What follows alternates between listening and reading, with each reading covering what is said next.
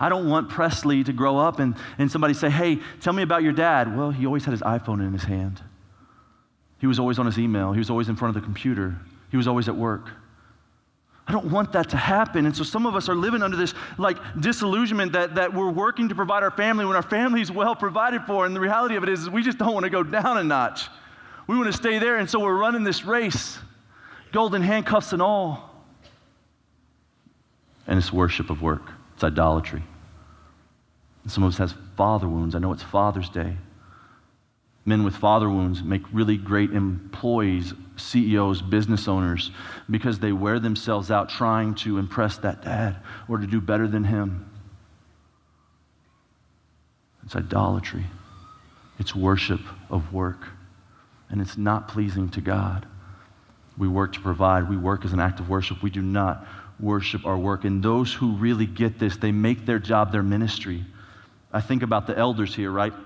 At Watermark who they have a full-time jobs, but in all that they do, they serve here 20, 30 hours a week even. They don't get paid by Watermark, but they serve here. I think about many people in the body. I think about my friend Chip Coons. Do you know that Chip Coons, right? He goes to his boss and he confesses an addiction to pornography, seeks his forgiveness because his work hasn't been what it should have been. And so he asks his boss for forgiveness. God moves in his life and begins to heal him through Celebrate Recovery, now Regeneration.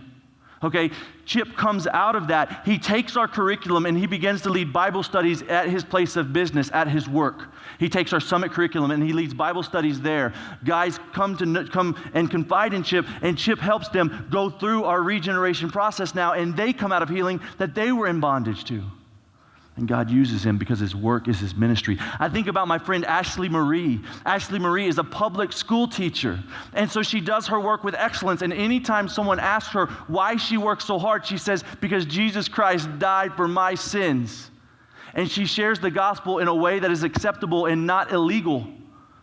And people in her classroom, because of her work ethic and her boldness, come to know Christ, literally a family. They leave another world religion and take interest in Ashley Marie's God. I think about my friend James Davis, who does 40 to 50 face-to-face cold calls every single week. And he says every one of those face-to-face meetings is just an opportunity for me to invite them to church and to tell them about my God. Yes, I'll tell them about my product. Yes, I'll tell them about our service. And yes, I will service it well, but also that I can have an opportunity to share Christ with them. And I want everybody in the workplace to know that I'm a Christian. See, that does three things for us, okay? First of all, it offers us some accountability around our work because they know we're a Christ follower. Secondly, it kind of prevents them from inviting us to those places of temptation because they know we're a Christian. And thirdly, when we share Christ with them, it's not a surprise, because they know we're a Christian. And so you say, yeah, but then you'll be that kooky Christian that's always sharing their faith, right? You take that kooky Christian that's always sharing their faith everywhere they go, and that person, that complacent Christian that never shares their faith, and I guarantee you this person will have more conversions. Always. I know, I've done an experiment. I really have tested that theory. This person always has more conversions. God always uses them to bring people to know him because they're willing. I think about my friend Greg Crooks.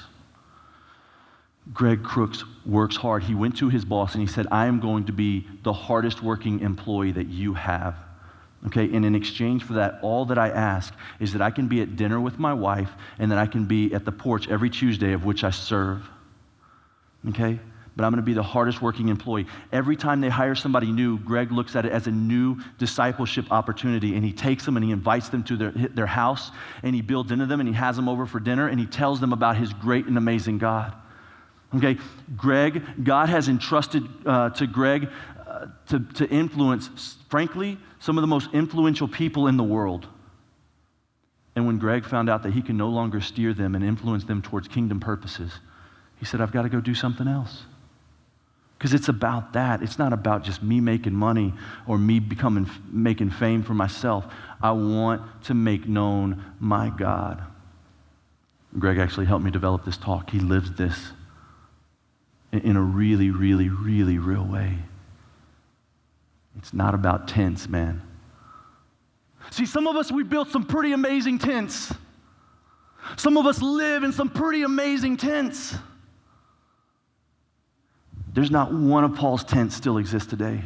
To dust they return. Paul said, hey, these things you've seen me do, take it and entrust it to others. Do it to others. Do it to others. He said, Paul, it's all about investing the gospel in other people. I bet he built some amazing tents. Like some of us have, like some amazing companies, some amazing houses, some amazing buildings, maybe even our names on the top of it. And to dust it will return.